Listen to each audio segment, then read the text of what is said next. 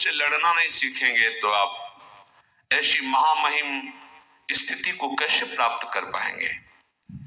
आपको बहादुर बनना है, प्रभु के सामने दैन्य रहना है, साधन का अहंकार नहीं करना, पर किसी भी दुख के सामने सर नहीं झुकाना है।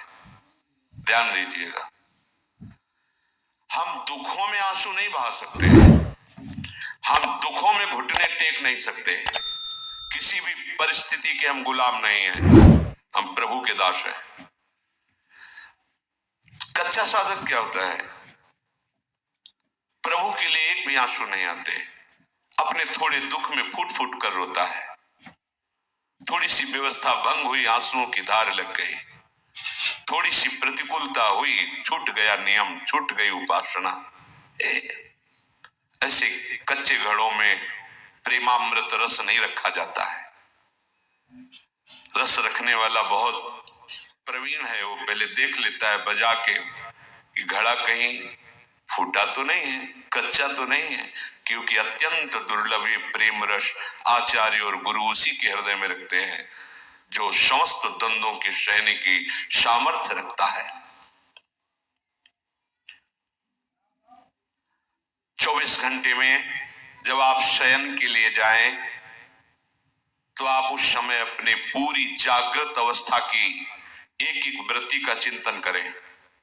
आज जब से जगे थे और अब शयन करने जा रहे हैं, कौन कौन सी ऐसी वृत्ति आई जो प्रभु से विमुख करने वाली थी, कौन कौन सी ऐसी बात हुई जो प्रभु से विमुख करने वाली थी, कौन कौन सी ऐसी क्रिया हुई जो प्रभु से विमुख, और उसको अपने दिमाग में रखो। कल से नहीं होने पाएगा, ये बात नहीं होगी, ये त्रुटि नहीं होगी, ये क्रिया नहीं होगी। और प्रभु से प्रार्थना करो, नाथ हमें बल प्रदान करो कि जो आज हमारी उपासना में त्रुटि हुई वो कल नहीं होनी चाहिए। अगर पुनः होती है तो फिर हम पश्चाताप करेंगे, फिर हम दृढ़ नियम लेंगे और एक दिन हम इन त्रुटियों पर विजय प्राप्त कर लेंगे। दीन बंधु करुणा वरुणालय प्रभु आपके सहयोग में है।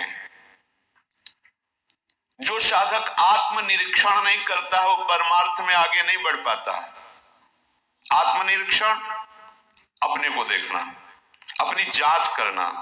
आप स्वयं अपने न्यायाधीश बनिए और अपनी साधना को जांचिए, अपनी उपासना को जांचिए। हमारा कितना भाव गुरु अनुशासन में है और कितना मनमानी है उसका विभाग कीजिए। मनमानी में कितना हमारा अशुभ है, कितना शुभ है उसका विभाग कीजिए। उस अशुभ में हम कितना किसमें तल्लीन है और फिर उस पर शासन कीजिए। अपने आप को देखते रहना ये उपासना का विशेष अंग है। हमसे क्या त्रुटि हो रही है, हम कहीं प्रमाद में तो नहीं है। ये विषयी पुरुष का लक्षण है। कौन क्या कर रहा है, कहां जा रहा है, ये उपासक का कार्य नहीं है। जो दूसरों को देखते रहते हैं वो उपासक नहीं है, वो विषयी पुरुष है।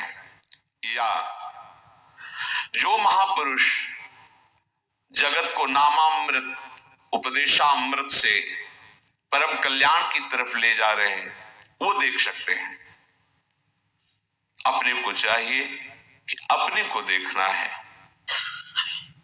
कि हम कहां कहां फंस रहे हैं, कहां कहां आज्ञा उल्लंघन कर रहे हैं, कौन सी बात मन की मान रहे हैं, कौन सी बात गुरु की मान रहे हैं, शास्त्र की मान रहे हैं। साधक को तो अपने निरीक्षण से ही फुर्सत नहीं मिलती, वो दूसरे के विषय में क्या देखेगा, क्या बोलेगा। और जो दूसरे के विषय में देखता है, बोलता है, वो गिर जाता है, परमार्थ के लायक नहीं रहता। ध्यान देना है। जो दूसरे के विषय को देखता रहता और बोलता रहता है वो गिर जाता है, अर्थात तो परमार्थ का साधक नहीं होता। आपको देखना है आप कहीं रुक तो नहीं गए, आपकी कहीं विपरीत दिशा तो नहीं हो गई है। ऐसा तो नहीं है कि आप बाहर से वेशधारी हो, बाहर से आप परम पवित्र देश में रह रहे हो और अंतर से विषय चिंतन कर रहे हो, अंतर से विषयी वस्तु व्यक्ति स्थान का संग कर रहे हो तो मान लीजिए आप भ्रष्ट हो रहे हैं, आपका मार्ग ठीक नहीं है, आप उपासक नहीं है। फिर सुनिए, उपासक को देखना है कि बाहर से पुण्यात्मा का परम पवित्र वेश धारण किए हैं, बाहर से परम पवित्र पुण्य देश में रह रहे हैं और अंतर से विषयों का चिंतन हो रहा है, विषय वस्तु व्यक्ति स्थान का संग कर रहे हैं, तो आप भ्रष्ट हैं। भ्रष्ट हो जाएंगे नहीं, आप भ्रष्ट हैं, अर्थात भ्रष्ट माने गिरे हुए, आप अपने मार्ग से गिर चुके हैं, आप उपासक नहीं हैं। उपासक को ये बात देखनी है, हमारा मन विषयों की ओर जा रहा है कि हमारा मन प्रभु की ओर जा रहा है। हमारा लक्ष्य क्या है? प्रिया प्रीतम। तो हमारा मन किधर जाएगा? प्रिया प्रीतम की तरफ जाना चाहिए। विषयों की तरफ क्यों जा रहा है? विषय भोगों की तरफ क्यों जा रहा है? क्या है? लक्ष्य नहीं दृढ़ है, आपको पता नहीं आपको कहां जाना है, आप किधर जा रहे हैं। आप परीक्षा कीजिए अपने हृदय की, निरीक्षण कीजिए। साधक इसी परीक्षा में पास होकर उपासना की ऊंचाई पर चढ़ता है। जिसका मन विषयों से हट कर बार बार आराध्य देव की ओर जा रहा है, पर बीच बीच में विक्षेप विषय डाल रहे, उसे चिंता नहीं करनी, वो उन्नति की ओर जा रहा है। जो बाहर से सब कुछ भागवतिक है लेकिन अंदर से केवल विषय चिंतन और उसको पश्चाताप भी नहीं है, वो चाहे जितने जन्म ऐसे बना रहे कोई लाभ लेने वाला नहीं। वर्ष नहीं कह रहे, जन्म चाहे जितने जन्म, लाभ नहीं मिलने वाला। नियत बुरी है उसकी, नियत बुरी है। और जो बार बार अपने मन को प्रभु में लगाता है, विवश होकर विषय चिंतन बन जाता है, तो उसको जलन होती है। ये ठीक रास्ते पर है, इसकी नियत अच्छी है, उद्देश्य अच्छा है, वो जा रहा है अपने प्रीतम की ओर, वो मुड़ गया है अपने प्रीतम की ओर।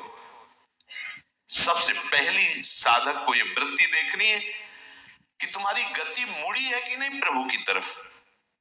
बहुत बहुत अमृतमयी बात, आपकी गति प्रभु की तरफ मुड़ी है कि नहीं। बाहरी परिवर्तन नहीं है, बाहर से छोड़ करके पवित्र भूमि पे आकर वास कर रहे, बाहरी वेश छोड़ करके पवित्र वेश धारण किए हुए हैं, पर हमारी आंतरिक वृत्ति कहां जा रही, आंतरिक वृत्ति कहां जुड़ी हुई है, आप किस मोड़ से जा रहे हैं, ये आपको पता होना चाहिए। विषयाभिमुख जीवन को मोड़कर प्रभु के सम्मुख करना, यही तो उपासना है। यदि हम बाहरी भेष पवित्र है, पवित्र देश में रहते हैं, चिंतन विषयों का करते हैं, बाहरी त्याग दिखाकर मान प्रतिष्ठा चाहते हैं, तो हमारा जीवन विमुखता की तरफ जा रहा है, भगवत विमुखता की तरफ, दुर्गति की तरफ जा रहा है। ध्यान दीजिए, हम ठीक रास्ते पे नहीं है। यदि जीवन ऐसे व्यतीत कर दो, कुछ नहीं हाथ लगेगा।